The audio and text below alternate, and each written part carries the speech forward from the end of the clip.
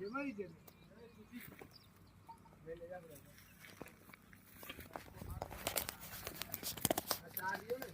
રાજસ્થાનમાં સિરંદ્રી પાસે દાડમની ખેતી સૌથી વધારે સારામાં સારી થાય છે।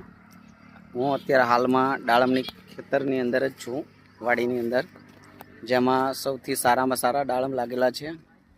અને હાલ દાડમના વૃક્ષો તમે પાછળ જોઈ રહ્યા છો, છોડ, અને એક દાડમ ઉપર ખાસા બધા એવા છોડ ઉપર ખાસા બધા દાડમ લાગેલા છે।